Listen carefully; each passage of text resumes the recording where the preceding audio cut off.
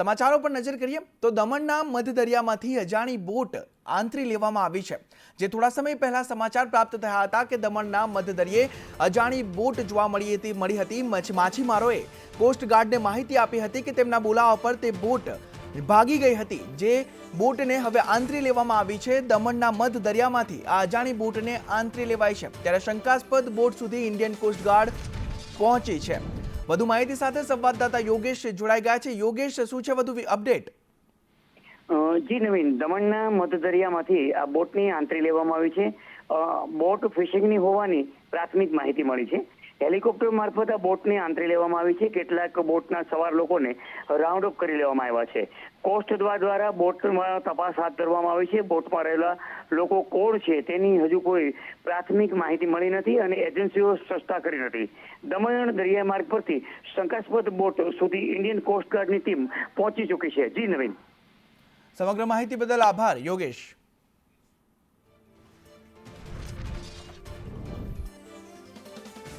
તો આ તરફ સાબરકાંઠાના રણાસર ગામે અલ્ટો કારમાં આગ ભભૂકી ઉઠી છે। કારમાં શોર્ટ સર્કિટના કારણે આગ લાગવાની ઘટના બની છે। ચાલક સમયસર કારમાંથી ઉતરી જતા તેનો બચાવ કરવામાં આવ્યો છે અને આગમાં શોર્ટ સર્કિટથી આગ લાગી હોય તેવું અનુમાન પણ લગાવવામાં આવી રહ્યું છે।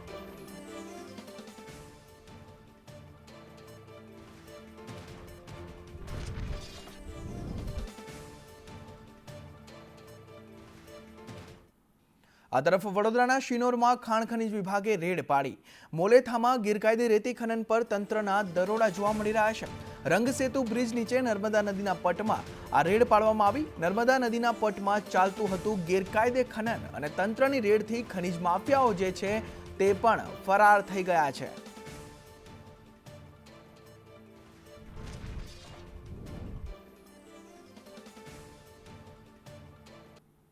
તો અમરેલી જિલ્લાના ખાંભા ગીર પંથકમાં ડુંગળી પકાવતા ખેડૂતોને રાતા પાણીએ રોવાનો વારો આવ્યો છે। એક બાજુ ખેડૂતોને ડુંગળીના પોષણક્ષમ ભાવ નથી મળી રહ્યા, ત્યારે બીજી બાજુ કમોસમી વરસાદ પડતા ખેડૂતો પર બેવડો માર પડ્યો હોય તેવી સ્થિતિ સર્જાઈ છે। આ અંગે ખેડૂતોનું કહેવું છે કે યાર્ડમાં એક મણ સફેદ ડુંગળીના માત્ર 50 થી 100 રૂપિયા ભાવ મળે છે, તો લાલ ડુંગળીના 60 થી 180 સુધીના ભાવ મળી રહ્યા છે। તેમાં પણ કમોસમી વરસાદ પડતા ખેડૂતોને ભારે નુકસાની વેઠવાનો વારો આવ્યો છે, ત્યારે સરકાર સર્વે કરી યોગ્ય વળતર આપે તેવી ખેડૂતો દ્વારા માંગ કરવામાં આવી છે। કારણ કે બરોબર મારો પાક તૈયાર થયો ત્યાં ઉપર વરસાદ આવવાથી મારી ડુંગળી બગડી ગઈ, એટલે કે પડ્યા ઉપર પાટું આવે એવું થઈ ગયું। અને હું 2 દિવસ પહેલાં ડુંગળી મવા યાર્ડમાં લઈ ગયો અને મવા યાર્ડમાં વેચી તો મારે 61 રૂપિયા જેવો ભાવ આવ્યો અને બધો ખર્ચો કાઢતા મેં જોયું તો મારે ઉપરથી બારદાનના 3500 રૂપિયા જેવું મારે બારદાનના દેવા પડ્યા, એટલે કે મારે એ પણ નુકસાની છે। લાલ ડુંગળીનું વાવેતર કર્યું છે અને અત્યારે કમોસમી વરસાદ પડતા નુકસાન બહુ થયું છે અને સરકાર ભાવ કોઈ આપતી નથી બધે યાર્ડમાં, અને જાય તો નુકસાન કરીને જ આવીએ છીએ। કોથળાના પૈસા ઊભા નથી થતા અને ખર્ચો બહુ ઝાઝો થઈ ગયો છે અને આમાં કાંઈ વળતર અમને મળે એવું છે નહીં। આ તો કદાચ સરકાર કાંઈ સહાય કરે તો થોડુંક અમને મળે, બાકી આમાં તો ખેડૂતો બધા ધૂળ સાટતા થઈ ગયા અને આવી હાલત થઈ ગઈ છે। મેં 10 વીઘા ડુંગળી વાવવા રાખી હતી, ભાગવી ત્રીજા ભાગે, એમાં મેં રળતરે કરી મજૂરી બધી મારી માથે હોય, તે મેં ખર્ચ એમાં ઘણો કર્યો। વરસાદના કારણે બધું ખરાબ થઈ ગયું ને હળી ગયું બધી ડુંગળી, પછી અચાનક મને આમાં માથે રૂપિયા મારી માથે પીડ્યા છે। અમે આડાવાળા પૈસા કોઈ લઈને ખર્ચ મેં કર્યો હતો અને ખેડૂતને ઉપાડ્યા પૈસા માથે પડ્યા। અમરેલી જિલ્લાના ખાંભા તાલુકામાં ક્યાંક ને ક્યાંક ગરીબીની દોસ્તોરી ગણાતી ડુંગળીએ ખેડૂતોને રડાવી છે। ખાંભા તાલુકામાં તમે ખાંભા શહેરના ગ્રામ્ય વિસ્તારમાં 2 થી 3 દિવસ પહેલાં કમોસમી વરસાદ પડ્યો હતો અને હાલ ડુંગળીનો તૈયાર પાક ખેડૂતોના પડામાં પડ્યો હતો, ત્યારે ખેડૂતોને ડુંગળીના પાક ઉપર કમોસમી વરસાદ થતાં ડુંગળીનો પાક બગડી ગયો છે। ત્યારે હું આપને સીધા જ દ્રશ્ય દેખાડે, હાલ ડુંગળીનો પાક બગડી ગયો છે ને ખેડૂતોને કંઈક બેવડો માર પડ્યો તેવી સ્થિતિ જોવા મળી રહી છે। ત્યારે ખેડૂતોને પોષણક્ષમ ડુંગળીનો ભાવ નથી મળ્યો, ખેડૂતોને 50 થી 80 રૂપિયાનો પણ ભાવ મળી રહ્યો છે। ત્યારે ખેડૂતોને કંઈક ને કંઈક પોતાનો ખર્ચો પણ માથે પડી રહેવાની સ્થિતિ સર્જાઈ છે। ત્યારે ખેડૂતો હાલ સરકાર પાસે એક સહાયની મીટ માંડીને બેઠા છે। ભાવિક કલસરિયા, સંદેશ ન્યૂઝ, ખાંભા, અમરેલી।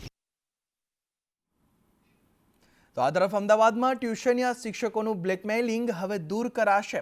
શિક્ષકો દ્વારા કરાતા ટ્યુશનના દબાણ સામે ઝુંબેશ હાથ ધરવામાં આવી છે. ફેડરેશન ઓફ એકેડેમિક એજ્યુકેશન દ્વારા QR કોડ લોન્ચ કરવામાં આવ્યો છે.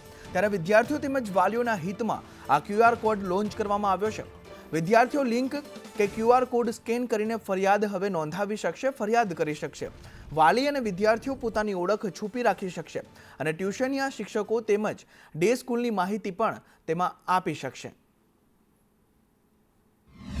કે શિક્ષકો વિદ્યાર્થીઓને બ્લેકમેલ કરે છે અને ટ્યુશન માટે દબાણ કરે છે. આવા શિક્ષકો વિરુદ્ધ ફેડરેશન ઓફ એકેડેમિક એસોસિએશને એક લડાઈ આદરી છે અને તમારા પ્રશ્ન સડકથી લઈને સંસદ સુધી ઉઠાવવાના છે. માત્ર તમે નીચે આપેલ ફોર્મ અથવા તો માહિતી આપીને તમે અમને માહિતી પહોંચાડો. અમે તમારું નામ ગુપ્ત રાખીશું. તો ભરૂચના ઝઘડિયામાં આવેલ બોરોસિલ રિન્યુએબલ્સ પરિસરમાં વોટર હાર્વેસ્ટિંગ સ્ટ્રક્ચરનું નિર્માણ કરવામાં આવ્યું છે. ત્યારે આજરોજ કેન્દ્રીય જળશક્તિ મંત્રી CR પાટીલના હસ્તે નવનિર્મિત વોટર હાર્વેસ્ટિંગ સ્ટ્રક્ચરનું લોકાર્પણ કરવામાં આવ્યું હતું. જેમાં નવનિર્મિત વોટર હાર્વેસ્ટિંગ સ્ટ્રક્ચરનું લોકાર્પણના પ્રતિકાત્મક શુભારંભના ભાગરૂપે વૈદિક મંત્રોચ્ચાર સાથે મહાનુભાવોએ નર્મદા નદીનું પાણી એક રિચાર્જ કૂવામાં અર્પણ કર્યું હતું. અને કેન્દ્રીય જળશક્તિ મંત્રીશ્રીએ જણાવ્યું કે વડાપ્રધાન નરેન્દ્ર મોદીએ વર્ષ 2021માં કેચ ધી રેઇન અભિયાનનો પ્રારંભ કર્યો હતો, જેનું મુખ્ય લક્ષ્ય દેશભરમાં વરસાદી પાણીના સંરક્ષણ અને જળસંચયને પ્રોત્સાહન આપવાનું હતું. અને દેશના દરેક જિલ્લામાં 75 તળાવોના નિર્માણથી જળસંચય અને વોટર હાર્વેસ્ટિંગને વેગ મળ્યો છે. ત્યારે ઝઘડિયા ખાતે વોટર હાર્વેસ્ટિંગ સ્ટ્રક્ચરનું આ નિર્માણ કરવામાં આવ્યું હતું અને કેન્દ્રીય જળશક્તિ મંત્રી જે છે આપણા CR પાટીલના હસ્તે આ લોકાર્પણ કરવામાં આવ્યું હતું. અને જળસંચય પ્રવૃત્તિથી ભાવનાને સાર્થક કરી બતાવી છે સરકારે. અને ઝઘડિયા ખાતે વોટર હાર્વેસ્ટિંગ સ્ટ્રક્ચરનું નિર્માણ જે કરવામાં આવ્યું તેમાં CR પાટીલ દ્વારા નિવેદન પણ આપવામાં આવ્યું હતું. तो एक बोर में करीब 5-7 लाख लीटर पानी वो एक गड्ढे में जा सकता है. एक बीघे में अगर ऐसा एक बोर करते हैं तो हर किसान के खेत में अगर 4-5 बीघा ज़मीन है तो 25-30 लाख लीटर पानी वो ज़मीन में जाएगा. उसका जो कुआं होगा या उसका जो बोरिंग होगा उसमें भी पानी का लेवल ऊपर आ जाएगा, पानी की क्वालिटी भी सुधर जाएगी, जिससे किसान की आमदनी बढ़ेगी और किसान समृद्ध होगा.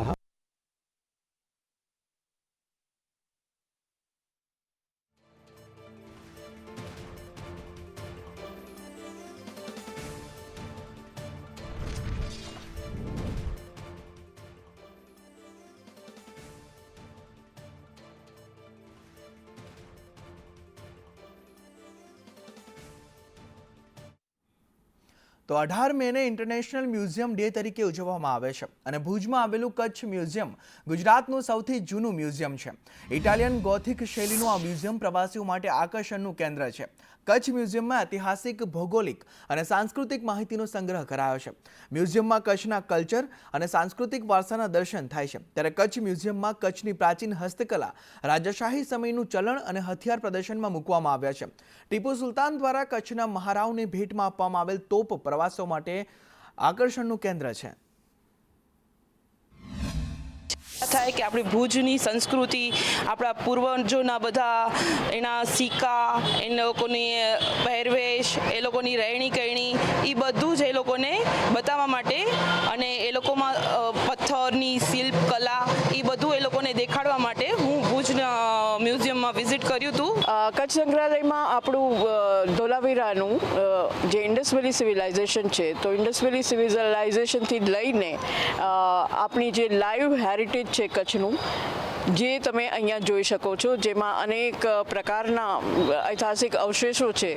અને ખાસ કરીને હું કહીશ કે કચ્છના રજવાડા વિશે કંઈ પણ જાણવું છે તો આ એક એવું શેલ્ટર છે કે જ્યાં એક જગ્યાએ આવી અને તમે કચ્છને જોઈ શકો. તો આપ ધારાસભ્ય ચૈતર વસાવાએ મોટી જાહેરાત કરી છે. આમ આદમી પાર્ટી નર્મદા જિલ્લા તાલુકા પંચાયતની તમામ ચૂંટણી લડશે તેઓ. અને સ્ટેચ્યુ ઓફ યુનિટી ખાતે ડિમોલિશનના વિરોધમાં કાર્યક્રમ પણ કરવામાં આવશે. અને આદિવાસીઓ પર અત્યાચાર સહન નહીં કરાય તેવું નિવેદન પણ ચૈતર વસાવા દ્વારા આપવામાં આવ્યું છે. એ લોકો સપના જોઈને બેઠા છે કે નર્મદા જિલ્લા પંચાયત ભાજપની બનશે, એ લોકોની તમારી બધાની ઉપસ્થિતિ અને તમારી બધાની મહેનત જોઈને મેં કહેવા માંગુ છું, નર્મદા જિલ્લા પંચાયત અને નર્મદાની 5 તાલુકા આવનારા દિવસમાં આમ આદમી પાર્ટીની બનવાની છે. તો પલ્લવ બ્રિજના લોકાર્પણ પ્રસંગે અમિત શાહનું નિવેદન. અમિત શાહે કહ્યું કે અમદાવાદમાં 1550 કરોડથી વધુના વિકાસ કાર્યો થયા. 3 લોકસભામાં 1070થી વધુને ઘર આપવામાં આવ્યા છે તેવું નિવેદન પણ આપણા કેન્દ્રીય ગૃહમંત્રી અમિત શાહ દ્વારા આપવામાં આવ્યું છે, જ્યારે તેઓ આજે પલ્લવ બ્રિજનું લોકાર્પણ કર્યું હતું. તેઓએ વધુમાં કહ્યું કે 1.5 લાખ વાહનો પલ્લવ બ્રિજ પરથી પસાર થશે અને ભારતીય સેનાએ મોટું પરાક્રમ કર્યું છે તે નિવેદન તેઓએ ઓપરેશન સિંદૂરને લઈને આપ્યું હતું કે ભારતીય સેનાએ મોટું પરાક્રમ કર્યું અને પાકિસ્તાનના 9 આતંકી અડ્ડાઓને ધ્વસ્ત કરવામાં આવ્યા છે. ઓપરેશન સિંદૂરથી આતંકીઓને જવાબ આપવામાં આવ્યો છે અને પાકિસ્તાનને સખત સંદેશ પણ આપ્યો છે. પાકિસ્તાનમાં 100 કિલોમીટર અંદર ઘૂસીને જડબાતોડ જવાબ આપવામાં આવ્યો છે તેવું નિવેદન આપણા કેન્દ્રીય ગૃહમંત્રી અમિત શાહ દ્વારા આજે અમદાવાદમાં આપવામાં આવ્યું.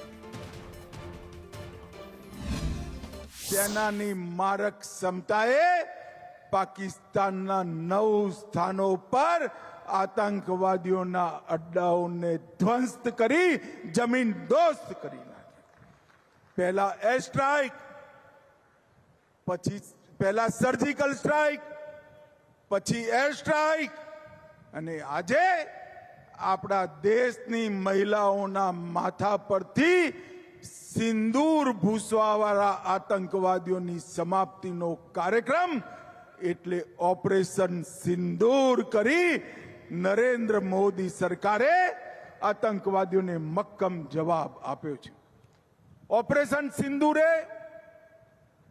અનેક પ્રકારની સમસ્યાઓનો એક સાથે જવાબ આપ્યો.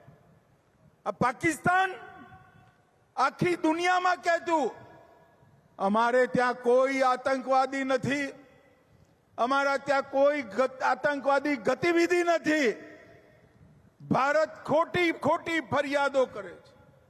ઓપરેશન સિંદૂરના મિસાઇલ ત્રાટક્યા અને આતંકવાદીઓ સપાચટ થયા. પાકિસ્તાન દુનિયામાં એક્સપોઝ. અમદાવાદ પશ્ચિમમાં અને અમદાવાદ પૂર્વમાં 3 લોકસભા ક્ષેત્રમાં 1550 કરોડથી વધુ રૂપિયાનું વિકાસનું કામ આજે એક જ કાર્યક્રમમાં થવા જઈ રહ્યું છે. અને આ બધા કામોની લાંબી સૂચિ, જેમાં 31 લોકાર્પણ, 60 ખાતમુહૂર્ત અને 3 સંકુલમાં 1070 થી વધુ પરિવારોને ઘર આપવાનો કાર્યક્રમ 1593 કરોડ રૂપિયાનો એક સાથે આજે ચાલુ થયો છે. ખાદી વિકાસ બોર્ડ દ્વારા પણ ખૂબ સુંદર રોજગારીની અનેક યોજનાઓ આજે એના લાભાર્થીઓને વિતરણ થયું. તો આંતરરાષ્ટ્રીય સહકારિતા વર્ષની ઉજવણી કરવામાં આવી. કેન્દ્રીય ગૃહમંત્રી અમિત શાહની અધ્યક્ષતામાં આ ઉજવણી કરવામાં આવી. સાયન્સ સિટીમાં આંતરરાષ્ટ્રીય સહકારિતા વર્ષની ઉજવણી કાર્યક્રમમાં કેન્દ્રીય ગૃહમંત્રી અમિત શાહ હાજર રહ્યા અને તેઓએ સંબોધન કરતા કહ્યું કે સહકારિતા વર્ષની શરૂઆત ભારતમાં કરવાનો નિર્ણય પીએમ મોદીએ સહકારિતા આંદોલનને પુનઃજીવિત કર્યો છે અને 2021થી 2025માં સહકારિતા ક્ષેત્રે અનેક પરિવર્તન આવ્યા છે. દરેક પ્રકારની મંડળીઓમાં જાગૃતતા લાવવી પડશે અને મંડળીઓમાં પારદર્શિતા લાવવી પણ જરૂરી છે તેવું પણ નિવેદન કેન્દ્રીય ગૃહમંત્રી અમિત શાહ દ્વારા આપવામાં આવ્યું છે અને વધુમાં કહ્યું કે વધુમાં વધુ નાગરિકોને સહકારિતા ક્ષેત્રમાં જોડો. સહકારથી સમૃદ્ધિ, પ્રાથમિક મંડળીઓની સ્થિતિ સુધરે તે જરૂરી છે તેવું નિવેદન પણ કેન્દ્રીય ગૃહમંત્રી અમિત શાહ દ્વારા આપવામાં આવ્યું છે. ત્યારે વધુમાં કહ્યું કે સહકારિતામાં સમગ્ર દેશમાં 30 કરોડથી વધુ સભાપદો છે. ગુજરાતની 89,000થી વધુ સહકારી સંસ્થાઓનો સમાવેશ પણ કરવામાં આવે છે. 1,70,00,000 જેટલા સભાપદો છે સમગ્ર ગુજરાતમાં અને અમૂલનું વાર્ષિક ટર્નઓવર 80,000 કરોડને પાર પહોંચ્યું છે. આગામી 5 વર્ષમાં 5 લાખ નવી સંસ્થા સ્થાપનાનો લક્ષ્યાંક પણ છે. ત્યારે કેન્દ્રીય ગૃહમંત્રી અમિત શાહ દ્વારા આ નિવેદન આપવામાં આવ્યું છે અને કહ્યું છે કે સહકારથી સમૃદ્ધિ છે.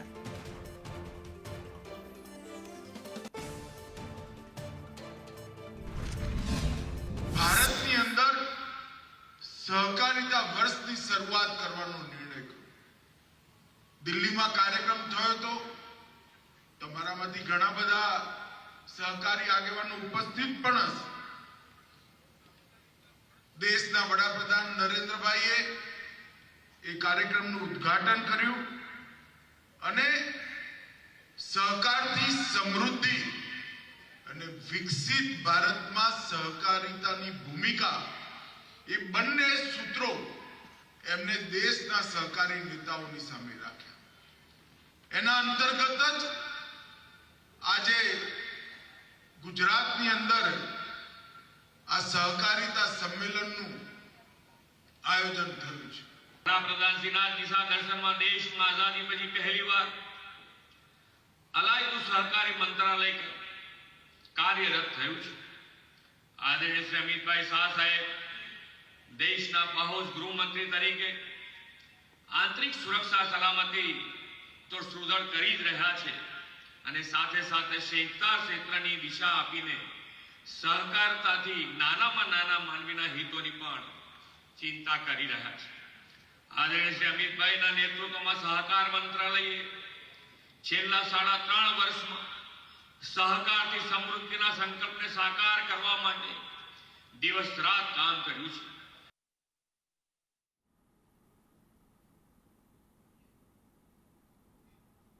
તો આ તરફ અરવલ્લી જિલ્લામાં કમોસમી વરસાદ આફત બનીને ખાબક્યો હતો. માલપુર, મેઘરજ અને ભિલોડાના અંતરિયાળ ભાગોમાં કમોસમી વરસાદની અસર થઈ હતી. કમોસમી વરસાદથી મેઘરજમાં સૌથી વધુ નુકસાન થયું હતું. મેઘરજના ટીડીઓએ જણાવ્યું કે સર્વેની કામગીરી શરૂ છે અને 15 દિવસમાં નુકસાનની સહાય ચૂકવી દેવામાં આવશે તેવું નિવેદન ટીડીઓ દ્વારા આપવામાં આવ્યું છે. વાવાઝોડાના લીધે અમારા ઘરના નળિયા અને પતરાતા સાવ ફૂટી ગયા છે. ફૂટીને ઉડીને ગયા હતા બહારથી તબેલો છે, તબેલામાંથી પણ બહાર ઉડી ગયા છે. પંચાલ ગામમાં ઘણું બધું વાવાઝોડું આવવાથી અમારા ઘરના પતરા ઉડી ગયા, રોડની સાઈડમાં પડી ગયા અને ઘણું બધું નુકસાન થયું છે. આજે આખા ગામમાં લાઇટ પણ નથી અને નાના છોકરાને બધા આજે ખૂબ જ હેરાન થાય છે. મેઘરજ તાલુકાના અંતરિયાળ ગામો કે જે નવા ગામ, કસાણા, ગેડ, કસાણા, પંચાલ વિસ્તારમાં બહુ મોટા પાયે નુકસાન થવા પામેલ છે. જેમાં અંદાજે 145 થી 50 જેવા આવાસોને ઓછા વત્તા પ્રમાણે નુકસાન થયેલ છે.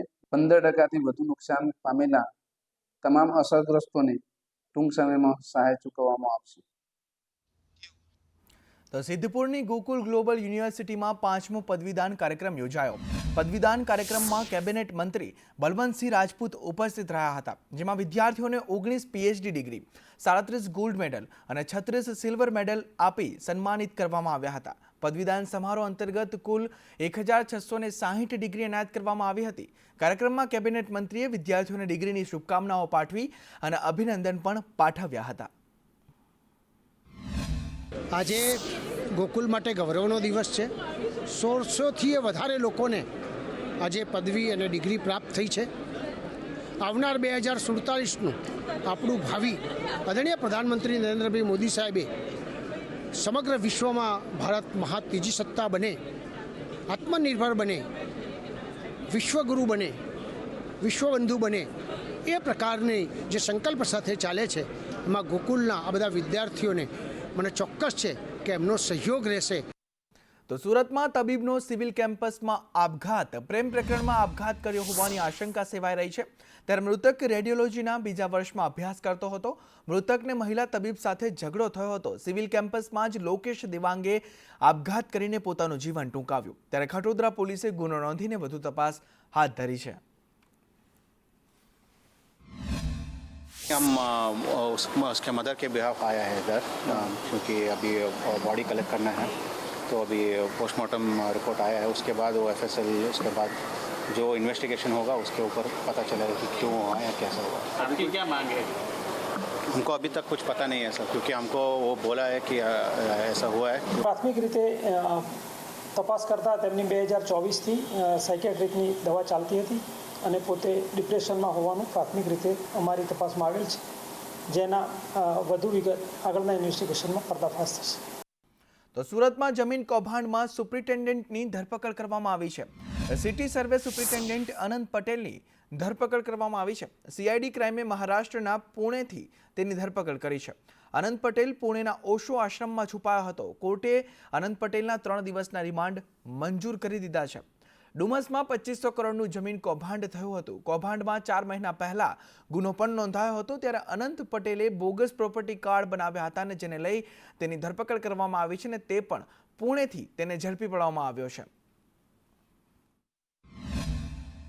ફરિયાદી આઝાદભાઈ ચતુરભાઈ રામોલિયા નાઓએ જે CID ક્રાઇમમાં ફરિયાદ આપેલી હતી સાયલન્ટ ઝોન સંદર્ભે, તે અનુસંધાને આનંદભાઈ દયાભાઈ પટેલ નાઓને પુણે મહારાષ્ટ્રથી અટક કરી જરૂરી કાર્યવાહી કરી આજરોજ કોર્ટમાં રજૂ કરેલા, જે અનુસંધાને 4 દિવસના પોલીસ કસ્ટડી રિમાન્ડ મંજૂર કરવામાં આવેલ છે. અંદાજિત આ કરોડ તમે સરકારીમાં જુઓ તો 2500 કરોડની આસપાસનું હતું અને એની અંદર આ લોકો સ્પેશિયલી સમૃદ્ધિ કોર્પોરેશન હતું, એમના ભાગીદારો હતા અને બાકીના બધા 2 ક્લાસ ઓફિસર હતા, ક્લાસ 1 ઓફિસર અને ક્લાસ 2 ઓફિસર હતા. અને હવે બીજા પણ એમાં જે નીકળી આવે ડેટા એન્ટ્રીમાં એ લોકો પણ સાહેબની તપાસ ચાલુ છે.